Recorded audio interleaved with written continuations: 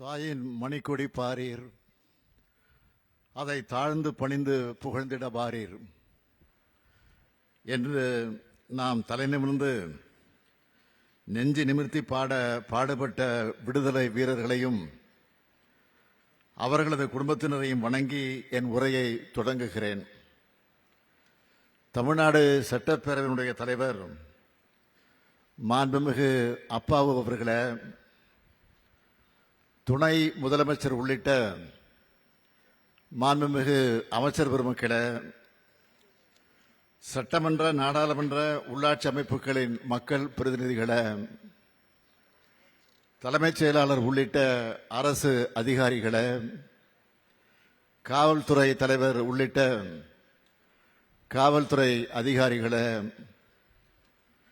விடுதலை பெருவிழாவை கொண்டாடும் பேரன்பிற்குரிய தமிழ்நாட்டு மக்களே, உங்கள் அனைவருக்கும் என்னுடைய அன்பான வணக்கம். நாட்டு மக்கள் அனைவருக்கும் எனது மனமார்ந்த விடுதலை நாள் நல்வாழ்த்துக்களை தெரிவிக்கும் அதே வேளையில், நாம் இன்று விடுதலை காற்றை சுவாசிக்க காரணமாய் விளங்கும் தியாகிகளை போற்றி அவர்களது உன்னத நோக்கங்கள் நிறைவேற நாளும் உழைக்க உறுதி எடுத்துக் கொள்வோம். இங்கு பட்டொலி வீசி பறக்கும் நமது தேசிய கொடியை நான் மட்டுமல்ல, அனைத்து மாநில முதலமைச்சர்களும் இந்த நாளில் ஏற்றுவதற்கான ஜனநாயக கடமையை, ஜனநாயக உரிமையை 1974ஆம் ஆண்டு இந்தியாவின் அனைத்து முதலமைச்சர்களுக்கும் பெற்றுத் தந்தவர் நம்முடைய முத்தமிழறிஞர் கலைஞர் அவர்கள். தமிழ்நாட்டை 5 முறை ஆட்சி செய்த முத்தமிழறிஞர் கலைஞரின் வழி நடக்கக்கூடிய திராவிட மாடல் ஆட்சியில் 5வது ஆண்டாக தேசிய கொடியை ஏற்றி வைக்கக்கூடிய வாய்ப்பை நான் பெற்றமைக்கு பெருமை அடைகிறேன். இந்த வாய்ப்பை எனக்கு வழங்கிய தமிழ்நாட்டு மக்களுக்கு எனது மனமார்ந்த நன்றியை தெரிவித்துக் கொள்கிறேன்.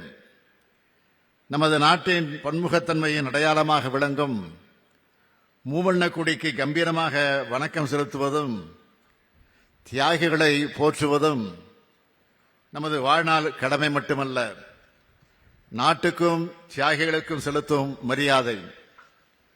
குமரி முதல் இமயம் வரை விரிந்த இந்த இந்திய நாட்டின் குறிப்பிட்ட சிலரோ சில பகுதியினரோ மட்டும் போராடி பெற்றதல்ல இந்த விடுதலை.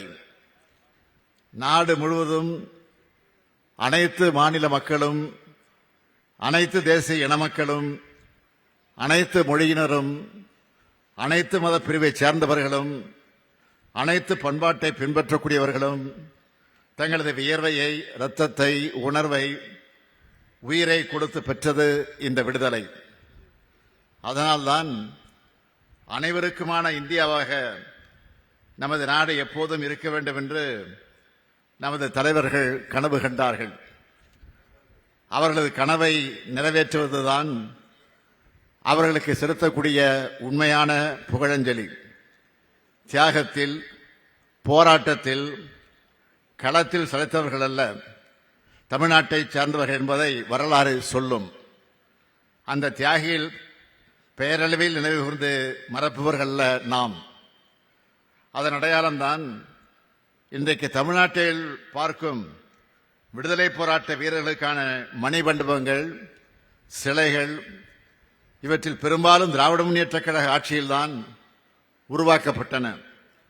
பாஞ்சாலங்குறிச்சியில் வீரபாண்டிய கட்டபொம்மனுக்கு கோட்டை, மகாகவி பாரதியின் இல்லம், பெருந்தலைவர் காமராசர் மணிமண்டபம், மூதறிஞர் ராஜாஜி நினைவாலயம், தில்லையாடி வள்ளியம்மை மணிமண்டபம், வீர வாஞ்சிநாதனின் உறவினருக்கு நிதி, கப்பலோட்டிய தமிழன் வ.உ.சி. எடுத்த செக்கு நினைவு சின்னமானது, பசுமன் திருமகனாருக்கு மணிமண்டபம், விடுதலை போராட்ட வீரர்களுக்கு இலவச பேருந்து பயணம் மாதந்தோறும் நிதி, தியாகிகள் மணிமண்டபம், விடுதலை பொன்விழா நினைவு சின்னம், மாவீரர் பூலித்தேவர் நினைவு மண்டபம், தியாகி விஸ்வநாததாஸ் வாழ்ந்த இல்லம் புதுப்பிப்பு, மகாவீரர் சுந்தரலிங்கம் வாரிசுகளுக்கு வீடு, நேதாஜிக்கு சிலை, கக்கனுக்கு சிலை, சிப்பாய் புரட்சிக்கு நினைவு தூண்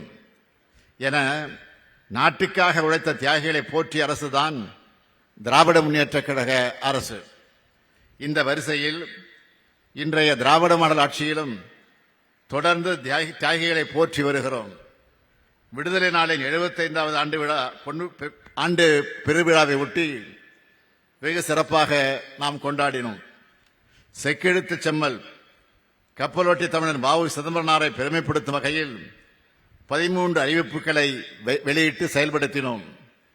வ.உ.சி. மறைந்த நவம்பர் 18 தியாக திருநாளாக, திருவுருவ நாளாக அறிவிக்கப்பட்டது. மகாகவி பாரதியார் மறைந்த நூற்றாண்டின் நினைவை முன்னிட்டு 14 அறிவிப்புகளை வெளியிட்டு செயல்படுத்தி உள்ளோம். உத்தரப்பிரதேச மாநிலம் காசியில் பாரதியார் வாழ்ந்த வீட்டை பராமரிக்கவும் புதுப்பிக்கவும் அரசு சார்பில் 18 லட்சம் ரூபாய் ஒதுக்கீடு செய்யப்பட்டு பணிகள் முடிந்து ஒப்படைக்கப்பட்டது. கிண்டி காந்தி மண்டபத்தில் வீரபாண்டிய கட்டபொம்மன் திருவுருவச் சிலையும் மருது சகோதரர்கள் சிலையும் அமைக்கப்பட்டுள்ளது. கடலூரில் அஞ்சலையம்மாள் சிலை வைக்கப்பட்டுள்ளது. விடுதலை போராட்ட வீரர்களின் நினைவிடங்களில் ஒளி ஒளி காட்சிகள் அமைத்திட நடவடிக்கை எடுக்கப்பட்டுள்ளது. காந்தி மண்டபம், அருங்காட்சியகம், பெருந்தலைவர் காமராசர் மண்டபம், பெரியவர் பக்தவத்சல மண்டபம் ஆகியவற்றை மேம்படுத்த 3,36 லட்சம் ரூபாய் ஒதுக்கீடு செய்யப்பட்டுள்ளது. விடுதலை போராட்ட வீரர் தளி பாளையத்தார் மலையாண்டி வெங்கடபதி எத்தலப்பர் அவர்களுக்கு திருப்பூர் மாவட்டத்தில் நினைவு மண்டபம் அமைக்கப்பட்டுள்ளது. தனது வாழ்நாளில் 20 முறை தமிழ்நாட்டுக்கு வந்தவர் அண்ணல் காந்தியடிகள். அரையாடை அணிவது என்ற முடிவை மதுரை மண்ணில் இருந்துதான் காந்தியடிகள் எடுத்தார்கள். இதன் அடையாளமாக சென்னை அருங்காட்சியக வளாகத்தில் காந்தியடிகளின் நினைவுச் சிலையை அமைத்துள்ளோம்.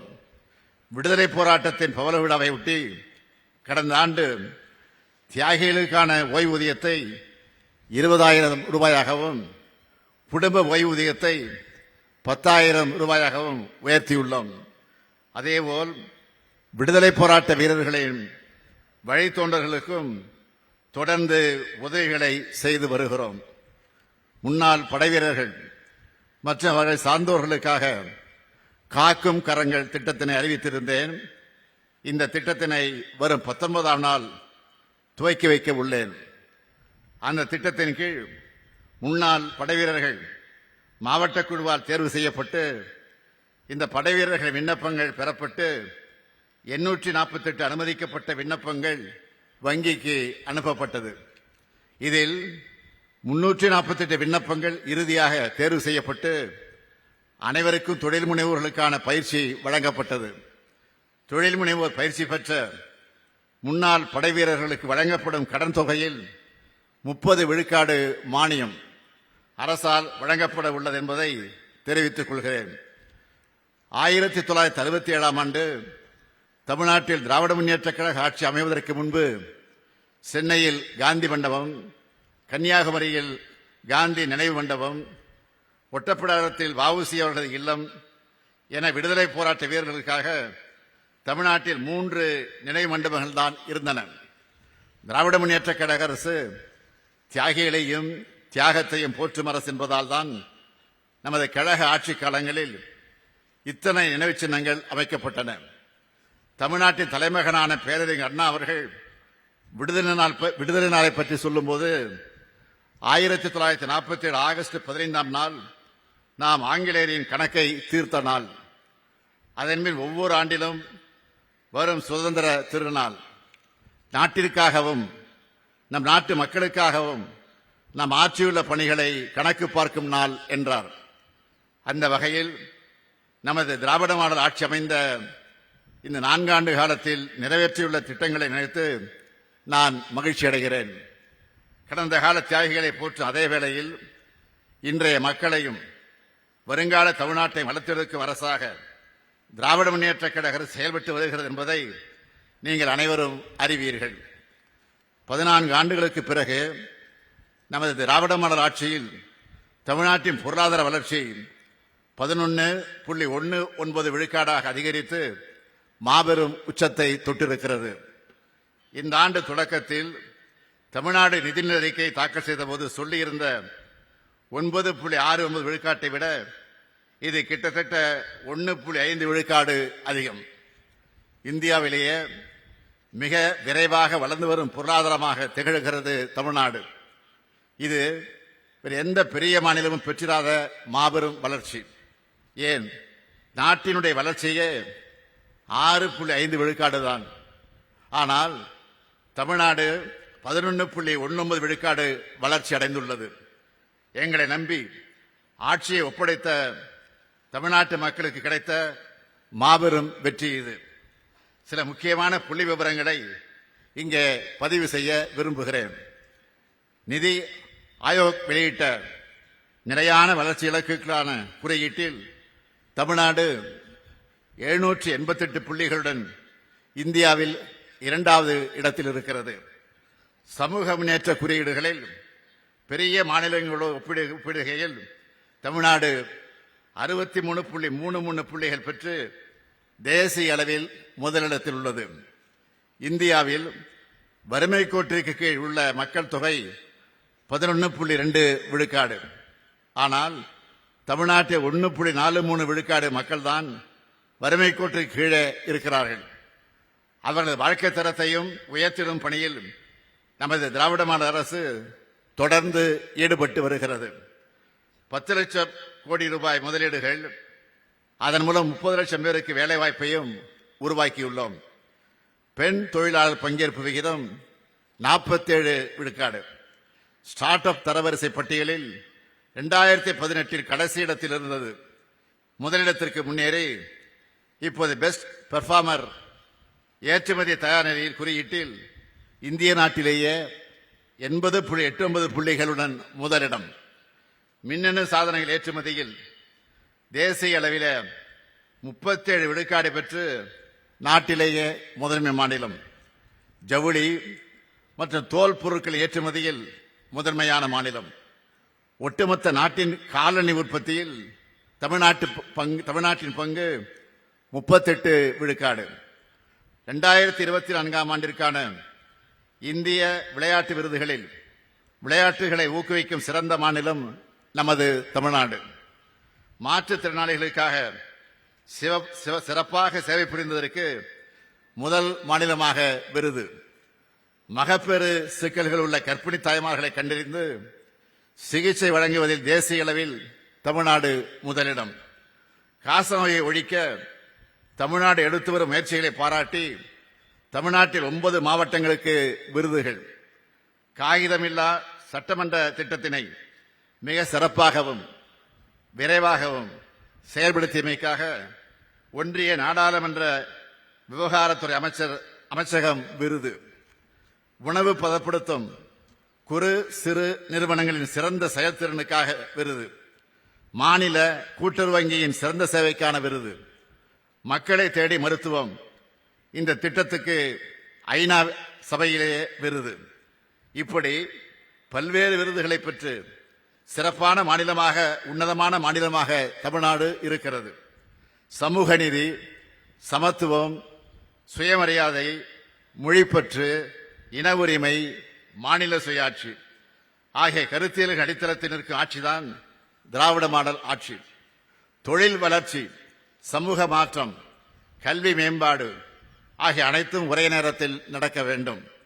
வளர்ச்சி என்பது பொருளாதார வளர்ச்சியாக மட்டுமல்ல, சமூக வளர்ச்சியாக இருக்க வேண்டும். பொருளாதாரம், கல்வி, சமூகம், சிந்தனை, செயல்பாடு ஆகிய 5ம் ஒரு சேர வளர வேண்டும். அதுதான் தந்தை பெரியாரும் பேரறிஞர் அண்ணாவும் முத்தமிழறிஞர் கலைஞரும் காண விரும்பிய வளர்ச்சி. அதுதான் திராவிட மாடல் வளர்ச்சி. கடந்த 4 ஆண்டு காலத்தில் தமிழ்நாடு அடைந்துள்ள வளர்ச்சியை பாருங்கள். அது ஒற்றைத்துறை வளர்ச்சியாக இல்லாமல் பல்துறை வளர்ச்சியாக இருக்கிறது. அனைத்து மாவட்டங்களும் வளர்ந்து வருவதை நீங்கள் பார்க்கலாம். அனைத்து மக்களும் சமூக பிரிவும் வளர்ந்து வருவதை நீங்கள் காணலாம். மகளிரின் நம்பிக்கையை உயர்த்தியிருக்கும் 1,14,00,000 பெண்களுக்கு மாதந்தோறும் உரிமை தொகை வழங்கும் கலைஞர் மகளிர் உரிமை திட்டம், மகளிரின் சேமிப்பையும் சமூக பங்களிப்பையும் அதிகரித்துள்ள பேருந்துகளில் கட்டணமில்லா விடியல் பயணம், மாணவர்களிடையே கல்வி புரட்சியை உருவாக்கியுள்ள திட்டங்கள் புதுமை பெண், தமிழ் புதல்வன், நான் முதல்வன், 18 லட்சம் பள்ளி மாணவர்களின் மன வலிமையும் உடல் வலிமையும் அறிவு வலிமையும் அதிகரித்துள்ள காலை உணவு திட்டம். அது மட்டுமல்ல, மக்களுக்கு நெருக்கமாக செல்லக்கூடிய திட்டங்கள் உங்களுடன் ஸ்டாலின், நலம் காக்கும் ஸ்டாலின், 21 லட்சம் முதியோர், மாற்றுத்திறனாளிகளின் இல்லந்தேடி ரேஷன் பொருட்களை வழங்கக்கூடிய தாயும் மாணவர் திட்டம். இப்படி சொல்லிக்கொண்டே போகலாம். ஏழை எளிய மக்களின் தேவைகளை உணர்ந்து அவர்கள் கேட்பதற்கு முன்பாகவே அவற்றை நிறைவேற்றி தரக்கூடிய அரசு உங்கள் திராவிட மாடல் அரசு. இந்த திராவிட மாடல் அரசு இந்த தீர விடுதலை திருநாளிலும் 9 முக்கியமான அறிவிப்புகளை வெளியிடுவதில் நான் மட்டற்ற மகிழ்ச்சி அடைகிறேன். முதல் அறிவிப்பு, மாநில அரசு விடுதலை போராட்ட வீரர்களுக்கு தற்போது வழங்கி வரக்கூடிய மாதாந்திர ஓய்வூதியம் 22,000 ரூபாயாக உயர்த்தி வழங்கப்படும். இரண்டாவது அறிவிப்பு, மாநில அரசு விடுதலை போராட்ட தியாகிகளின் குடும்பங்களுக்கு தற்போது வழங்கி வரும் மாதாந்திர குடும்ப ஓய்வூதியம் 12,000 ரூபாயாக உயர்த்தி வழங்கப்படும். மூன்றாவது அறிவிப்பு, வீரபாண்டிய கட்டபொம்மன் வழித்தோன்றர்கள், முன்னாள் ராமநாதபுரம் மன்னர் முத்துராமலிங்க விஜய ரகுநாத சேதுபதியின் வழித்தோன்றர்கள், சிவகங்கை மருது சகோதரர்கள் வழித்தோன்றர்கள் மற்றும் வாவு சிதம்பரனார் வழித்தோன்றல் பெற்று வரக்கூடிய மாதாந்திர சிறப்பு ஓய்வூதியம் 11,000 ரூபாயாக உயர்த்தி வழங்கப்படும். நான்காவது அறிவிப்பு, 2ஆம் உலகப் போரில் பங்கேற்ற தமிழ்நாட்டை சார்ந்த முன்னாள் படை வீரர்களுக்கு வழங்கப்படும் ஆயுட்கால மாதாந்திர நிதி உதவி 15,000 ரூபாயாக உயர்த்தி வழங்கப்படும். ஐந்தாவது அறிவிப்பு, 2ஆம் உலகப் போரில் பங்கேற்ற வீரர்களின் கைம்பெண்களுக்கு வழங்கப்படும் ஆயுட்கால மாதாந்திர நிதி உதவி 8,000 ரூபாயாக உயர்த்தி வழங்கப்படும். ஆறாவது அறிவிப்பு, தமிழ்நாட்டை சார்ந்த முன்னாள் படைவீரர்கள் வசதிக்காக சென்னை மாதவரத்தில் 33,000 சதுர அடி பரப்பளவில் உள்கட்டமைப்புடன் கூடிய முன்னாள் படைவீரர்கள் தங்கும் விடுதி 22 கோடி ரூபாய் மதிப்பீட்டில் கட்டப்படும். ஏழாவது அறிவிப்பு, தமிழ்நாட்டின் மலைப்பகுதியில் செயல்படுத்தப்படும் கட்டணமில்லா விடியல் பயண திட்டம் மாற்றுத்திறனாளிகளுக்கும் விரிவுபடுத்தப்படும்.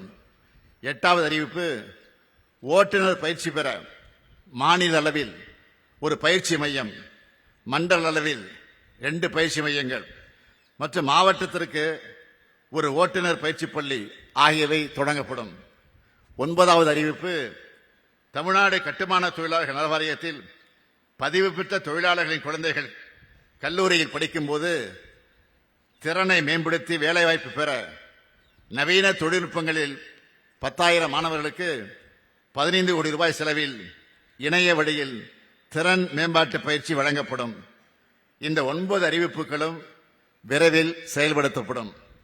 வேற்றுமையில் ஒற்றுமையும், ஒற்றுமையின் மூலமாக ஒருமைப்பாட்டையும், ஒருமைப்பாட்டின் மூலமாக ஒன்றுபட்ட வளர்ச்சியும் வழங்க வேண்டும்.